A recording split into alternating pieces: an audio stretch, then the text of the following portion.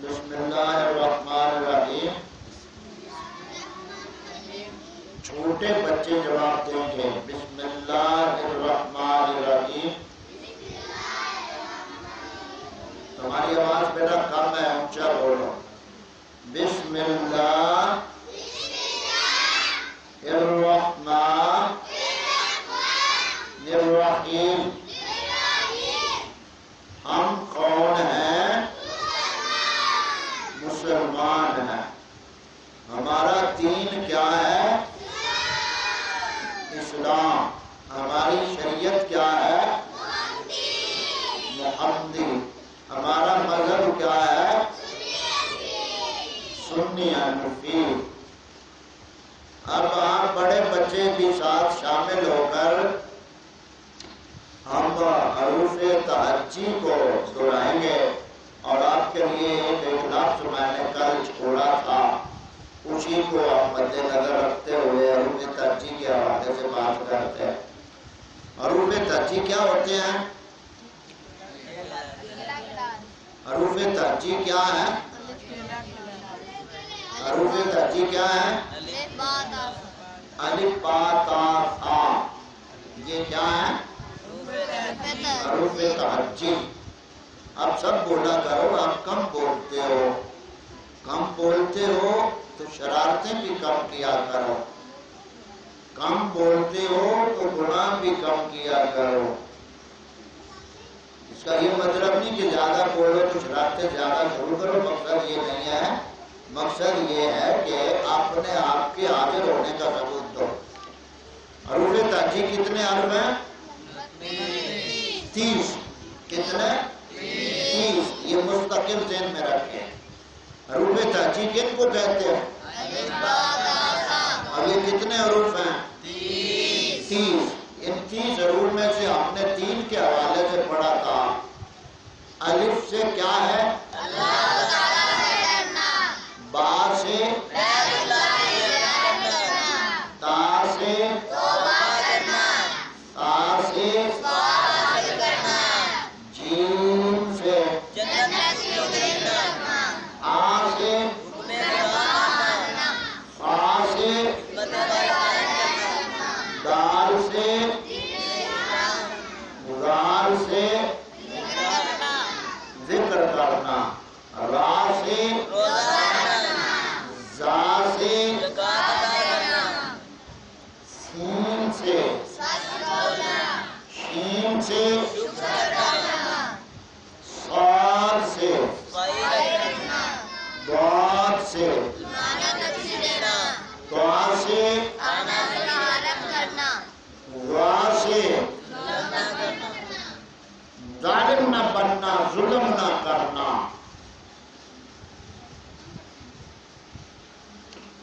زوا سے عین سے عبادت کرنا. غین سے کرنا. قا سے خوف کوشش کرنا. موٹا کام ہے تو رکتے بنا. خوف قرآن سمجھنا. اور بڑی کا کوشش کرنا. نام سے میم سے واؤ سے موٹی ہاں ہے ہجرت گناہ، گناہوں کو چھوڑنا. حمزہ سے یا سے یا سے یاد رکھنا. تو یہ حروف تہجی سے ہم نے پڑھا تھا. اب ہم تھوڑا سا یہ سمجھیں گے. ایک لفظ ہے پیر. کیا؟ ایک لفظ ہے مرشد. ایک لفظ ہے فقیر. اور ایک لفظ ہے درویش. درویش. ایک لفظ ہے مرید. کتنے لفظ ہیں؟ کتنے؟ کتنے لفظ ہیں؟ 5. حروف تہجی کے حوالے سے آج ہم پہلا لفظ سمجھیں گے درویش. درویش، درویش کون ہوتا ہے اصل میں؟ ویسے تو عام یہ کہا جاتا ہے کہ جو سادگی پسند ہو وہ درویش آدمی ہے، تو یہ اچھی بات ہے، سادگی پسند آدمی کو درویش کہتے ہیں، یعنی کوئی تکبر غرور آنا یا یہ چیزوں سے اس کی کوئی غرض نہیں ہوتی ہے، کھانا بھی سادہ، پہننا بھی سادہ، بولنا بھی سادہ، تو مکمل جو سادگی میں ہو اسے کیا کہتے ہیں؟ درویش۔ اب ان کے حروف پہ ہم بات تھوڑی سی کریں گے، یہ کتنے حرف ہیں؟ 5۔ درویش میں کتنے حرف ہیں؟ 5۔ دال، را، واو، یا، شین، کتنے حرف ہوئے؟ 5۔ اب ہم دیکھتے ہیں کہ درویش اصل میں کون بنتا ہے۔ ویسے تو روح بٹانے والے بتیرے ہیں، دال سے جو درویش ہوتا ہے وہ 3 دار ہوتا ہے۔ کیا؟ 3 دار ہوتا ہے۔ را سے ریاضت کش، یعنی اس دین پہ چلنے کی محنت بھی کرتا ہے، یعنی عمل کرتا ہے، دار۔ آگے کیا ہے؟ واو، واو یا نا، واو سے پھر وہ دین کا وفادار بھی ہوتا ہے، غدار نہیں ہوتا ہے۔ آگے کیا آگا؟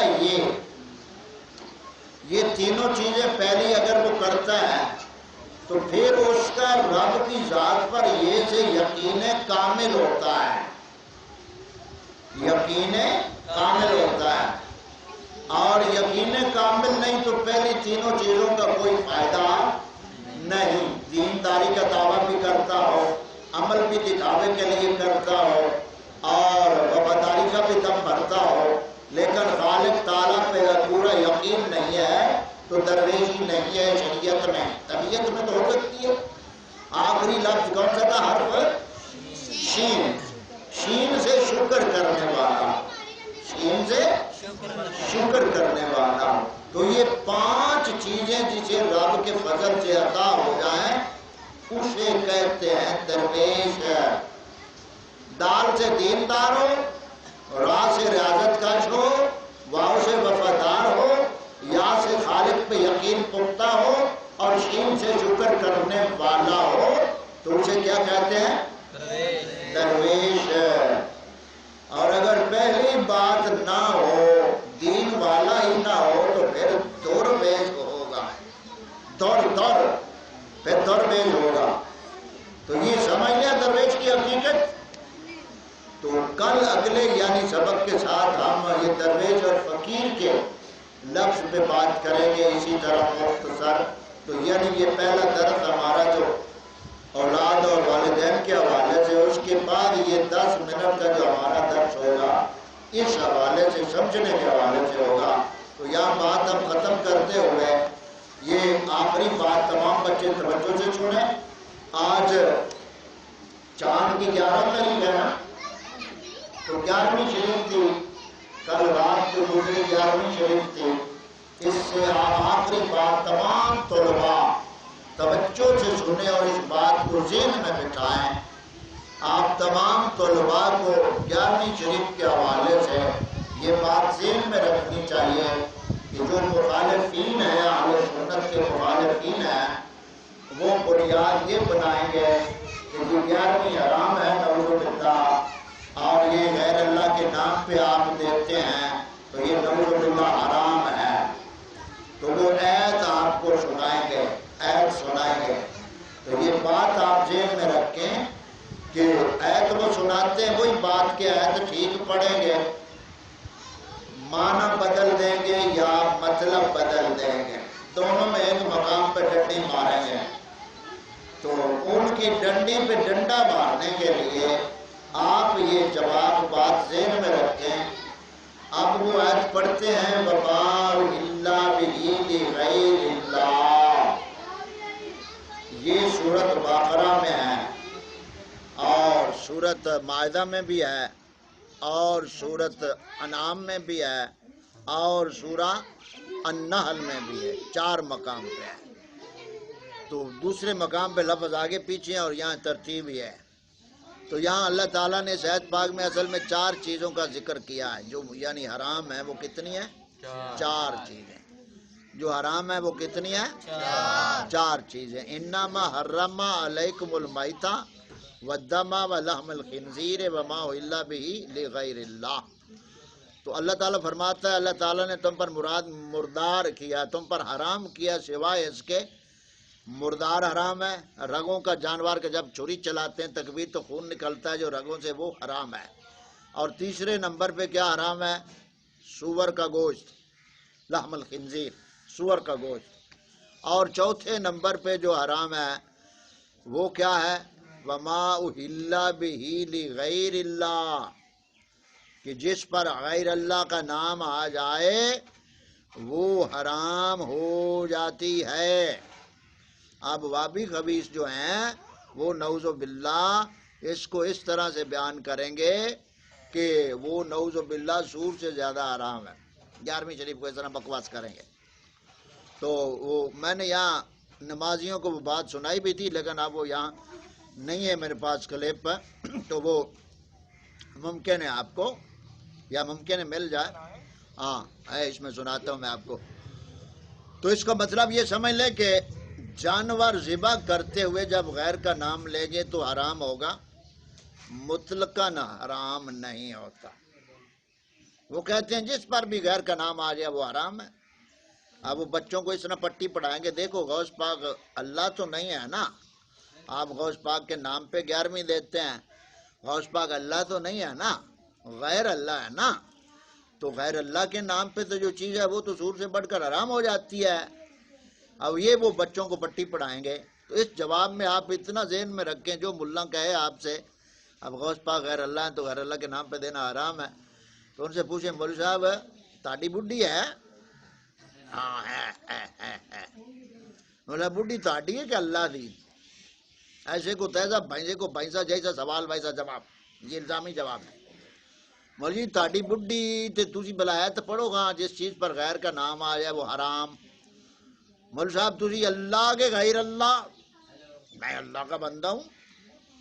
اچھا تو اللہ کا بندہ ہے.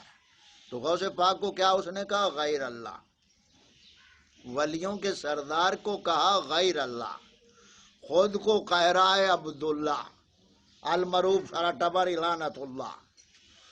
خود کو کہہ رہا ہے عبداللہ، غوث پاک کو کہہ رہا ہے غیر اللہ. سمجھ آ گئی ان کی دھاندلی کی؟ تو کیا کہتے ہیں؟ غیر اللہ کے نام پہ حرام ہے، حرام ہے، حرام ہے. بولے پوچھو مولوی صاحب بڈھی تاڑی ہے کہ اللہ دی؟ وہ کہے گا میں اللہ دا بندہ. بولے یہ سوال نہیں، تو اللہ ہے کہ غیر اللہ؟ یہ دس بندے تو سارے اللہ دے، تو دس اللہ ہے کہ غیر اللہ؟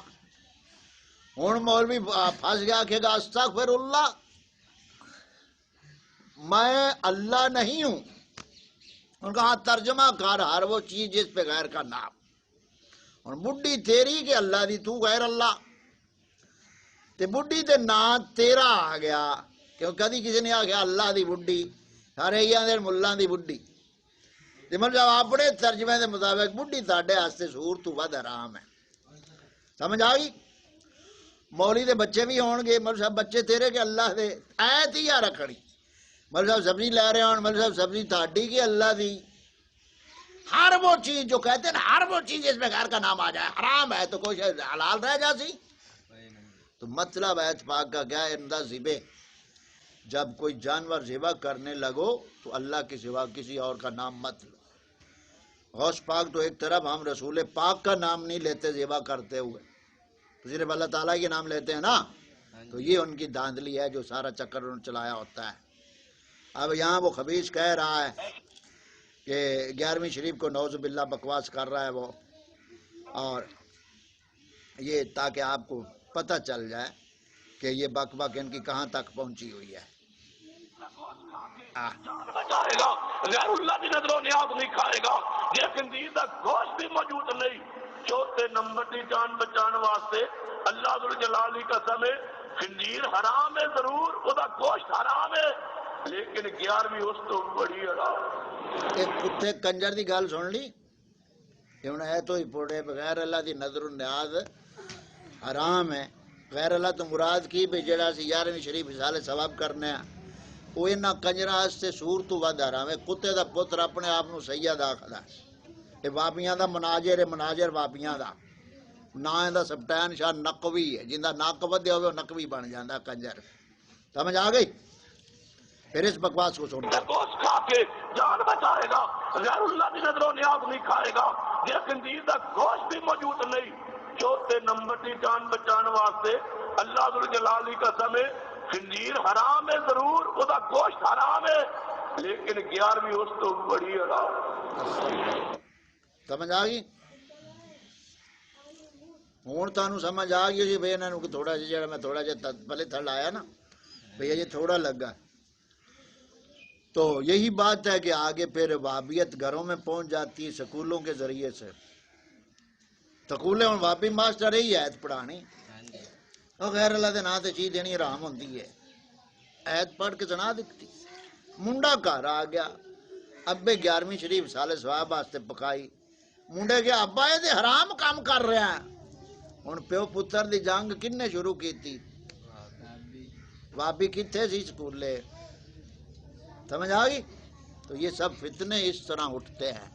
اپنے آپ کو سمجھو اور اپنے آپ کو بچاؤ, بات کو سمجھا کرو, سیدھے بیٹھو. تو یہ بات سمجھ آ گئی؟ تو اس حوالے سے 11ویں شریف کے حوالے سے ہم نے یہ بات آپ کو مختصر سمجھا دی کہ جو ایت وہ پیش کرتے ہیں اس کا مطلب ہے ذبح کے وقت کسی کا نام اور کا نہیں لینا, اللہ تعالیٰ کا نام لینا ہے. اور اگر مطلقاً نام اللہ کے سوا کسی اور کا لینا ہے تو پھر قرآن پاک اللہ کا کلام ہے اور اس میں سورت بقرہ ہے. بقرہ گائے کو کہتے ہیں. اب وہابیوں سے پوچھو بھی یہ مسجد اہل حدیث ہے, یہ نام اہل حدیث کیوں لکھا ہے؟ قرآن میں تو لکھا ہوا ہے ان المساجد للہ, کہ بے شک مسجدیں اللہ کی ہیں. تو یہاں کیوں لکھا ہوا ہے اہل حدیث مسجد؟ سمجھ آ گئی بات؟ تو یہ ان کی اصل میں اللہ والوں سے بغض اور نفرت عکاسی, ان کی یہ دلوں میں جو نفرت بغض ہے وہ عکاسی کرتی ہے. تو کسی بد مذہب سے نہ دل میں آپ کے پاس کسی بد مذہب کے بارے میں آپ کے دل میں نرمی نہیں ہونی چاہیے. صرف سنی غیرت مند سے دل سے محبت رکھیں اور اسی کا احترام کریں, اور کسی بد مذہب کے احترام کی ضرورت اجازت شریعت میں نہیں ہے. کہیں مجبوری سے آپ پھنس جاتے ہیں تو آپ دل سے نفرت ہی رکھیں اور بس ہاتھ اٹھا دیں, وعلیکم السلام کی بجائے بس ہاتھ اٹھا دیں, کیونکہ وعلیکم السلام یہ رحمت دعا ہے اور کسی بد مذہب کے لیے دعا کرنا شریعت میں جائز نہیں. کوئی سنی مسلمان ملتا ہے اسے سے کھلے متے ملو, اس سے مصافحہ کرو, اسے بھی دعا دو اور اسے دعا لو. سمجھ آ گئی؟